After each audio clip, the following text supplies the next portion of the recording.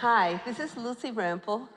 Today we'll talk about arranging, and for that we'll go over my own arrangement on the Battle Hymn of the Republic associated with Mendelssohn's Rondo Capriccioso. Although, as I said, our focus would be on arranging, we'll also take a look on technique and interpretation as a means of being able to master the demands of this arrangement in particular.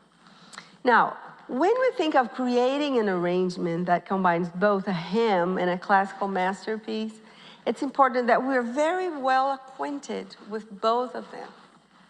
This way, we can explore every bit of each one. And for that, it's really helpful to get aware of their forms, the ways harmonies are used, the ways of the themes, and so on. But before we get started, though, I'd like to ask you to go to the link that leads you to my performance of this arrangement, so you can get to know the arrangement we're talking about. The score is also available for purchasing, and the link you will find attached to the performance. Okay, as a first question about this arrangement, you could ask me, well, when you chose these two pieces to go together, what did you choose first, Mendelssohn or the hymn? In the sense of, okay, I want to make an arrangement of the Battle Hymn of the Republic. So which classical piece will go well with it? Or I want to make an arrangement with Mendelssohn's Rondo Capriccioso. Which hymn would go well with it? Well, it could be either ways. In this specific arrangement, I thought of Rondo Capriccioso first, and then thought of which hymn would be a good match to it. But that's because I've always loved this piece and thought it would be perfect to make an arrangement with. But I do have other arrangements where I did the other way around, choosing the hymn first and then thinking of a classical piece to go with it. And it works fine too, so it doesn't really matter. But in my experience, I find that it ends up being easier when you're looking for a good match between a hymn and a classical piece, to choose the classical piece first, and then going through all the hymns you enjoy, trying to imagine if and how each one of them could fit in the piece you've chosen. Okay, this being said, let's take a look on the form I chose for this particular arrangement. In the beginning and at the end of the arrangement, I chose to use excerpts of Rondo Capriccioso. And in the rest of it, in the middle of arrangement, I worked on the melody of the hymn, adapting it to the style and the harmonies used by Mendelssohn. The idea here is, by using parts of the classical piece, the way it's written in the beginning, and at the end, it works like a frame for the whole arrangement. And it makes it clear the partnership between the piece and the hymn. So it's good, because it makes it really clear. So I started the arrangement with part of the presto section and used it just the way Mendelssohn wrote it.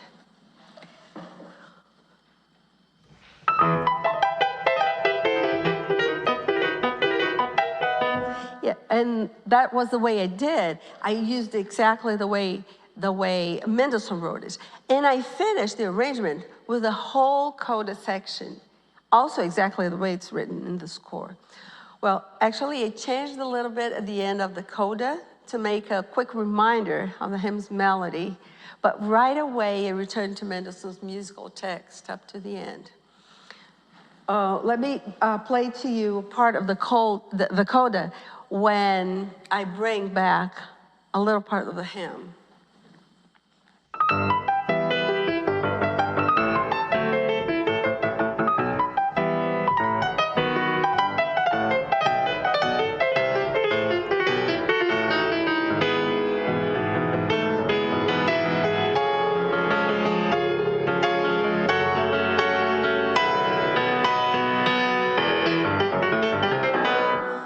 So on. So from this part on, I just keep going with the coda the way it's written.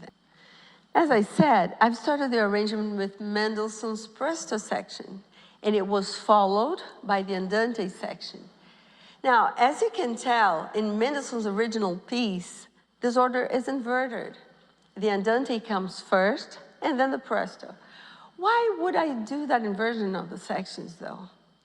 Well, the thing is, when I heard the battle hymn's melody in my mind, I always heard it associated with the presto section's theme. And I wanted to start the arrangement with both the hymn's main melody and the rondo's most remarkable section, which is, in my opinion, the presto one.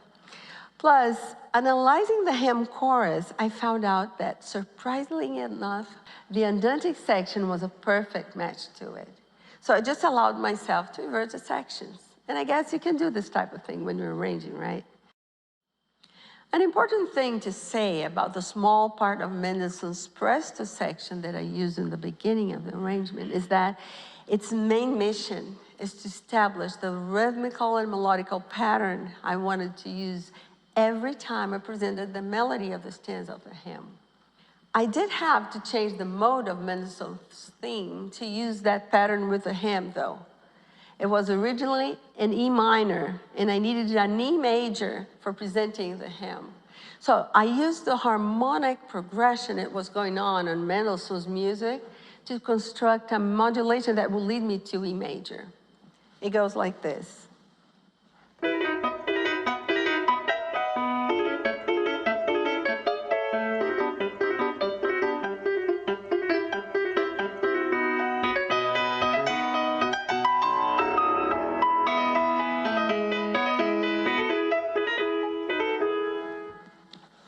And in this way, we get to E major the way we need it. Well, going back to the part where the hymn was presented, I decided that its melody would be played by the left hand, as I just did. I just played this part. Just as it happens in the section of arpeggios in the Rondo. At Mendelssohn's piece, though, the right hand is doing arpeggios, and the right hand is doing the melody. But in the arrangement, I decided that the right hand would continue the rhythmical pattern presented in the beginning of the presto section. And that's because I wanted to explore a little more of Mendelssohn's main theme. Let me show you how it goes.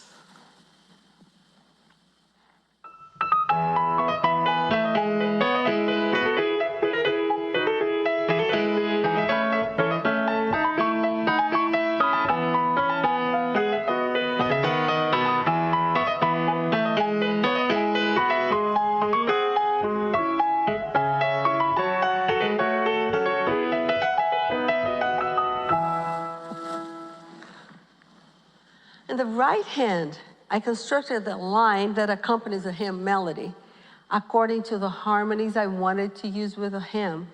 See, it starts just like Mendelssohn's theme, but in a major key.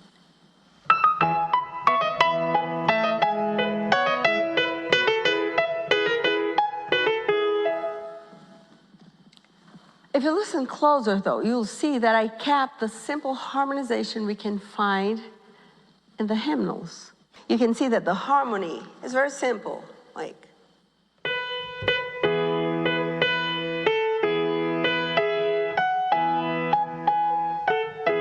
Just have E major, and A.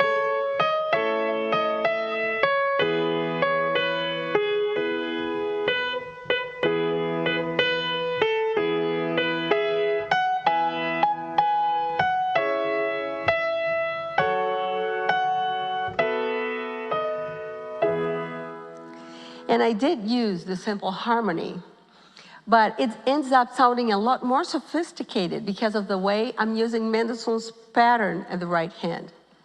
I'll play it again, and you can notice how the harmony doesn't change in terms of how it appears in the hymnal, but what I did with it in my right hand.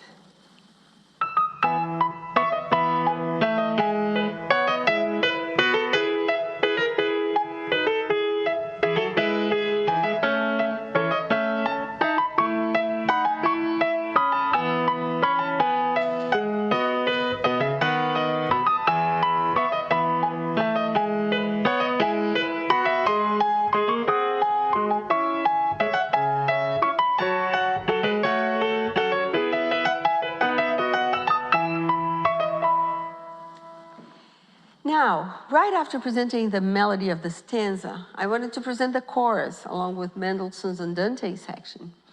Luckily enough, at this point, I'm already at the right tone, E major, but I do have to find a way to bring the piece down to a calmer tempo though, from presto to Andante. So I built a bridge that meant to prepare the tempo for the next section.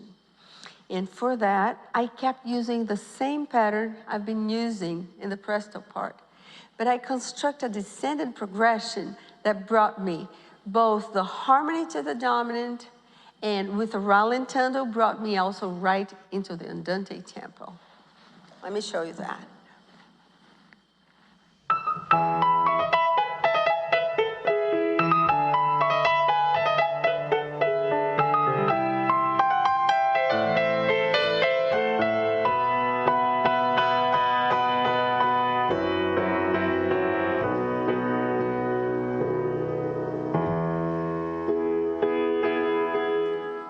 And then we start the Andante part.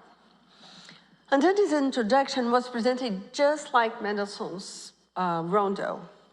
But instead of introducing Mendelssohn's melody in the right hand, I changed it for the hymn's melody, always using the style of the classical piece, with its trills, turns, and ascendant arpeggios. In this whole section, I used the left-hand pattern taken from the Rondo, the chord pattern that he uses in his piece.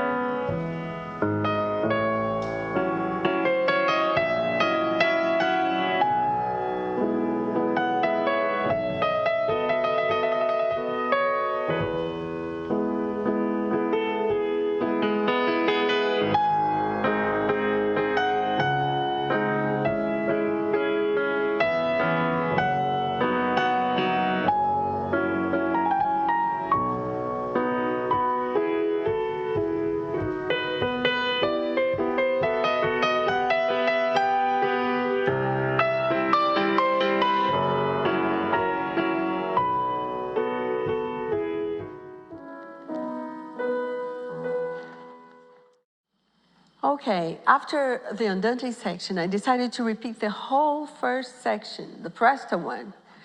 And at the end of it, we fall right at the coda. As I said, by the end of the coda section, I decided to introduce part of the hymn again as a quick reminder of it. But right away, I go back to the ending of the coda and finish then the arrangement just like Mendelssohn finished his piece. And now that we have already talked about the process of arranging, I think it's important that we take a quick look at the technical and interpretive aspects of both the classical piece and the arrangement itself, so we can master the demands they challenges us with. Rondo, as you most likely know, is a musical form that alternates its many sections, repeating some of them. In general, it starts and finishes with the same section, which we call section A. And after that, there might be a coda too.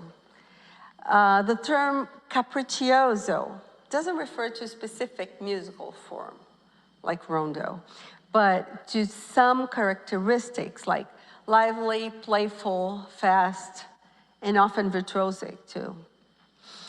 And it's said that Mendelssohn's Rondo Capriccioso was written when the composer was a teenager. Don't know if you knew that, but it's an interesting fact. He was about 15 years old, which is pretty amazing. And it's very interesting about this piece that it combines both the romantic and the classical style, as we can clearly notice at the Andante and the presto section. The Andante with a romantic touch to its melody, phrasing, pedaling, etc., and the presto with its clear classical approach. Mendelssohn's presto section is constructed over a fast, light, and staccato pattern in both hands. And it has to sound accurate and with clear inflections. In my opinion, if you keep the fingers close to the keys, it can help a lot with the lightness and accuracy of the touch without lifting them too high. Another thing that can be of good help for relaxing too, because it's important. If you, the staccato touch many times makes you tense, so relaxing is an important thing. And if you use a high but loose wrist, and in an inward movement, when the fingers touch the keys, it can definitely help. These movements should be very small, and it's important that we always be relaxing the shoulder, the elbow, and the wrist while doing it. So I'm gonna show you how to do that with high wrist, but loose, relaxed elbow and shoulder, and small inward movements while you have your fingers close to the keys.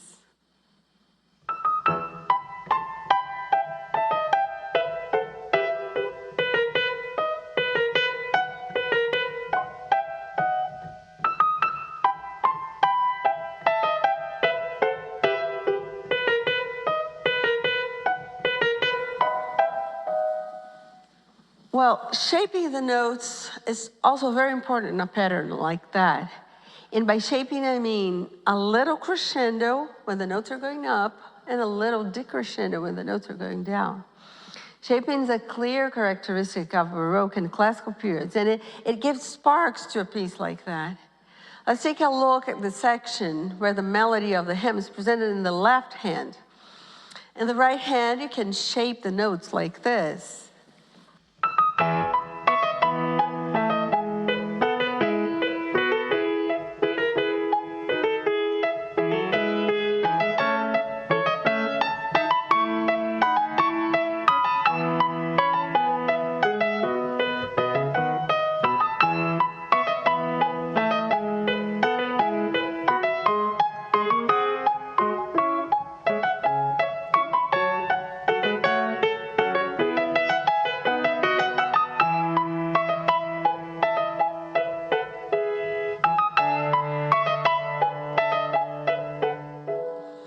It's very subtle, though.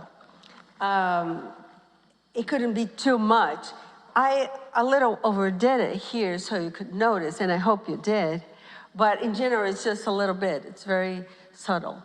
And you see the notes going up, we did small crescendos, and notes going down, small decrescendos. So it's an important thing to notice.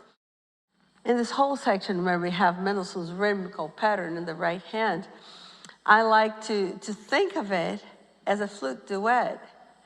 And I can even hear the flutes playing there, like pa-da-da-da, pa-da-da-da, pa-da-da-pa, pa-da-da-pa. It's a flute thing in my ear, and it helps me to find the sound and the inflections I want for that part.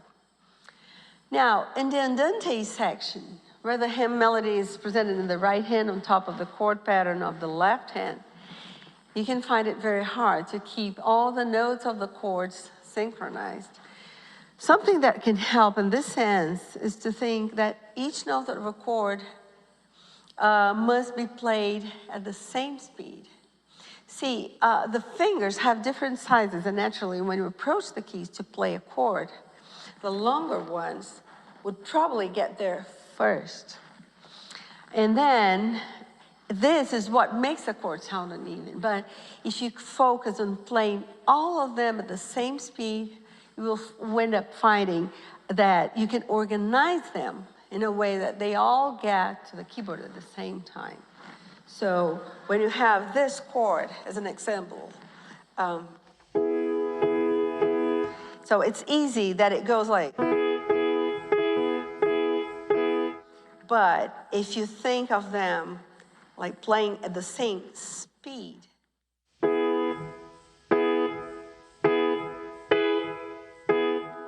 it makes it a lot easier to make it sound more even. So practicing the chords separately and focusing on that particular aspect can take care of this problem. Okay, the last technical issue I'd like to go over with you is the octave section of the coda. One of the problems with this section is the fact that it can be hard to make the rhythm steady. It can easily be that way. Well, of course I overdid it, but it's easy to make it uneven. So, but for that, it helps if we view the melodic groups in a different way. Instead of organizing them this way, like,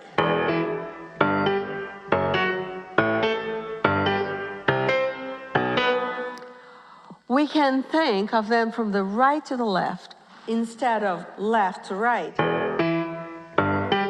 We can do it the other way. This way, it will break the melodic line, but it will give us a lot more rhythmical evenness, like.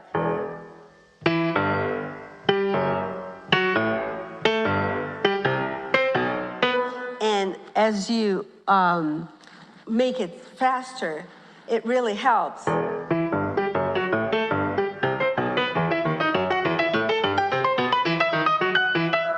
Always thinking from left to right without not being concerned of the fact that it's breaking the melody. Even like that, though, you can keep the melody that will guide you in the left hand.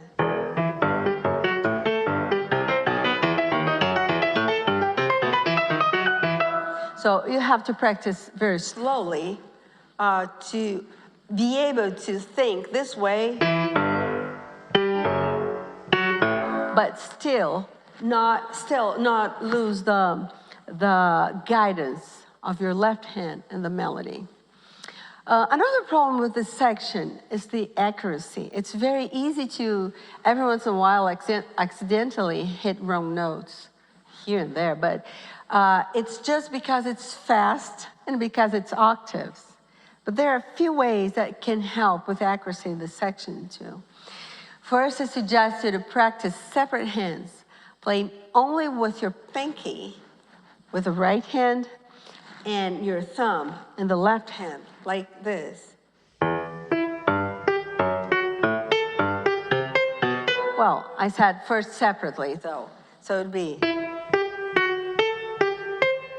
It's important to leave your hand wide open, though, the way it would be if you were playing the octaves. Not doing this, but this. And with the left hand, the same thing, but with the thumb. And then, together.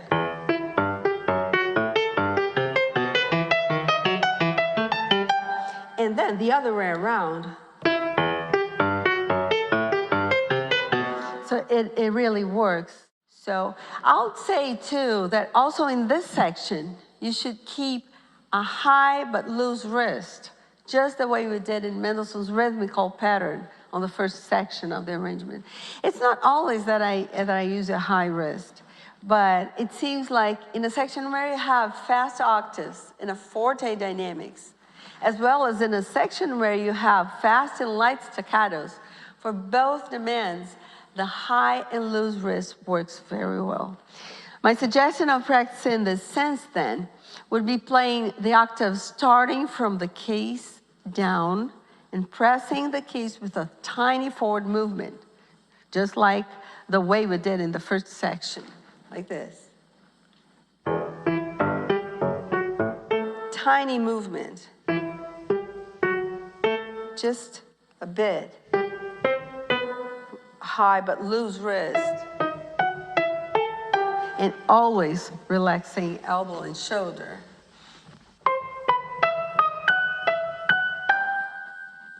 Just this bit. It's also very important to stop to relax arms, the elbows, and wrists right away after playing each one of the octaves, like this, when we're practicing.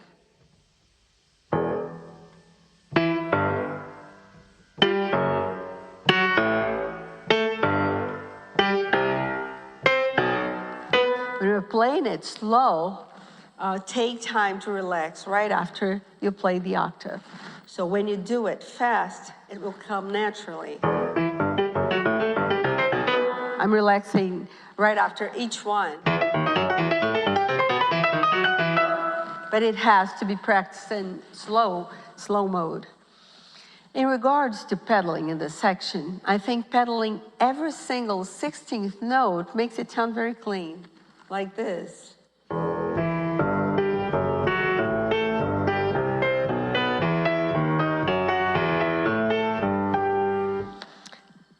It may look really too much, but obviously when we play it fast, the pedal works pretty much as if you were doing a tremolo pedal, like this. But it's important that you practice it slowly, so to pedal every one of the 16th note. Let me play it fast so you see it.